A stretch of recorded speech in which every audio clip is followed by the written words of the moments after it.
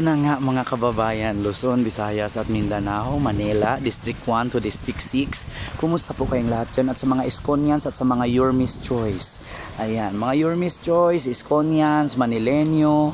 Oo, speaking of District 1 to 6, meron lang akong nasilip at meron akong napanood na isang kandidato pagka-congressman sa District 6. No, sabihin na lang natin sa pangalang Joey Oy. Meron kasi siyang nasabi na meron daw siyang katunggali, no? Meron daw siyang kakilala na politiko na ginagaya daw ang style niya. Sino kaya ito? Oo. Kung ano daw ang ginawa niya, ginagawa din daw, gaya-gaya. Tsaka na lang daw niya sabihin kung sino ito. Oo. Sino kaya yon? Hindi ba si Buaya? Ha? Kasi napapansin ko talaga. Ito lang kung meron man akong gustong iboto sa District 6, mga taga Maynila, hindi ko pa naman nakaharap itong si kandidatong pagka-congressman ng District 6, si Mr. Joey Oy. Hope soon makaharap ko siya, makita ko siya at makamayan ko siya.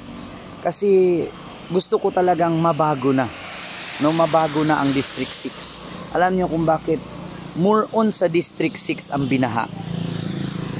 Ilang dekada na yata? Ilang dekada na po. Laging binabaha ang District 6. Hindi masugpo-sugpo na ang tubig laging tumataas. Bakit? Meron po kasing congressman dyan sa District 6 na mas mahal pa ang sasakyan kaysa sa sahod niya. Oo.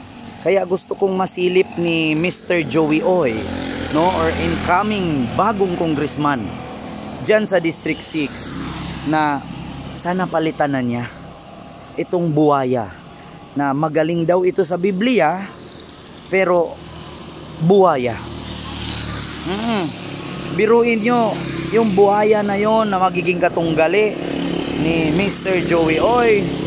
Ang mahal ng sports car. Meron siyang Mercedes-Benz na nagkakahalaga ng 4 million. Meron siyang bulletproof car na nagkahalaga ng 18 million. Meron siyang mga relo na Rolex na limited edition na merong kapareho sa artista sa Hollywood na nagkakahalaga ng 2 million. Meron siyang belt na Louis Vuitton. Yung, alam mo yung Louis Vuitton, pag sinabi yung Louis Vuitton, yung makikita mo si Jinky Pacquiao, makikita mo si Mami Junisha, di ba? Pag sinabi mong Louis Vuitton, Hermes, meron din si si Buaya. Built pa lang 37,000 na dollars.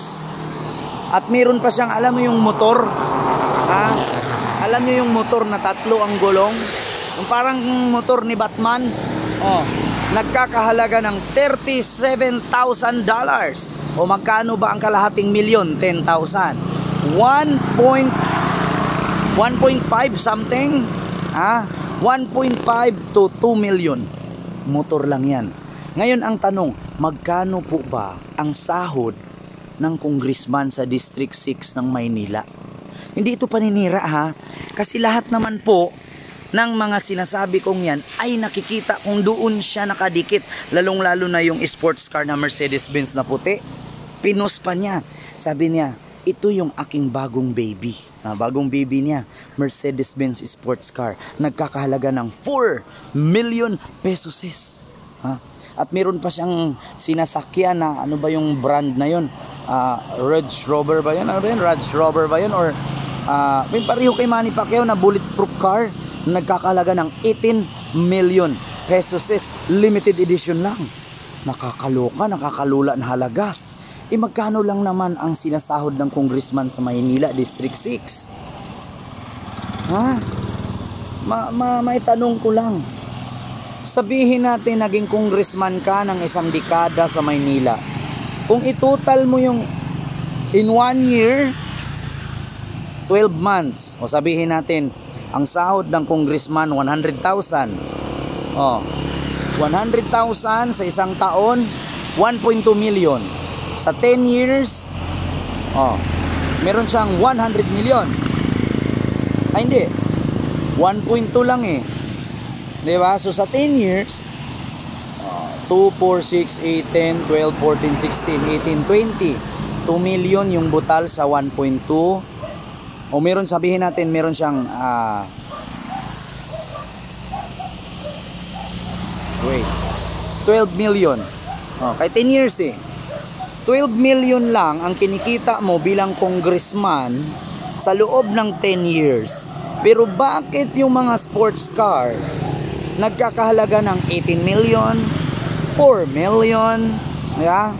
Yung mga relo nagkakahalaga ng 2 million, 1.2 million, 3 million. May mga motor pa na nagkahalaga ng 1.5 million to 2 million. So kung i-deduct natin yung 12 million niya doon sa 18 million pa lang, nagni-negative na. Yung sasakyan niya na bulletproof car, nagkahalaga ng 18 million. I-deduct natin yung sahod niya sa loob ng 10 years, nag-negative ano pa? Nag-negative 6 million pa. So saan niya galing yung 6 million na pinangdagdag niya dun sa 18 million na bulletproof car? Kasi yun na yung 12 million sahod niya sa buong 10 taon or isang dekada paano pa yung sports car niya na puti na may 4 million? Di ba? Nag-negative 6 ka na nga, may 4 million pa. Saan na naman niya galing yung 10 million na sobra? Tapos meron pa siyang motor na 2 million, yung 3 gulong, parang kay Batman. Edi 6, 7, 10, 11, 12 million na. Isang dekada ka pang naging congressman dyan. Nag-negative 12 million na. Ano advance sahod mo? 10 years ka palang naging congressman dyan, naging 20 years na. Ano inutang mo sa land bank yung sahod mo for almost 10 years? Ilang termino lang naman ang congressman? 3 years lang naman yata yan, or 6 years, 6 years. Diba? Tapos meron pang mga relo. Ilang relo yun? 3, tag 2 million, 6 million na. 12 plus 6. 18 million na. Paano pa yung mga luxury gamit niya, mga bag, mga belt na nagkakahalaga din, ng 1 million. Putang ina, 20 million na. Nagni-negative na yung sahod mong 12 million. 20 million na ang negative. Biruin mo. Di ba? Ang kabuuhan 20 million plus 20 million.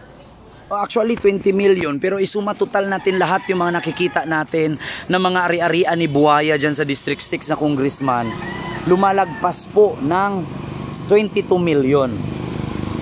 22 million ang halaga ng mga luxury cars, luxury motors, luxury relo, bags and belt, diba? Jewelries. Sabihin natin 22 million. 10 years lang siya dyan, or sabihin natin 12 years siya dyan, naging congressman. Kulang pa rin, nagni-negative pa rin. Nagni-negative. Saan niya galing yun?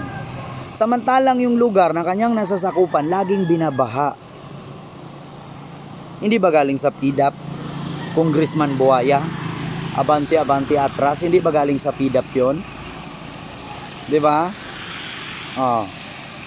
Yun lang yung aking reaksyon, na dapat talagang iboto nyo si Congressman Joey Oy. Bakit? Baka magbago pa ang Maynila. Diyos ko, ako almost 15 years na ako dyan sa Maynila. Lagi kong nabalitaan yan kada may bagyo. Ang District 6 nilulunop sa baha. Puno talaga sa tubig dyan. Kaya sabi ko sa inyo, palitan nyo na yung mga buhaya sa Kongreso. Kaya wala akong iba, your Miss Choice, Joey Oy. Maraming salamat. And God first. Thank you.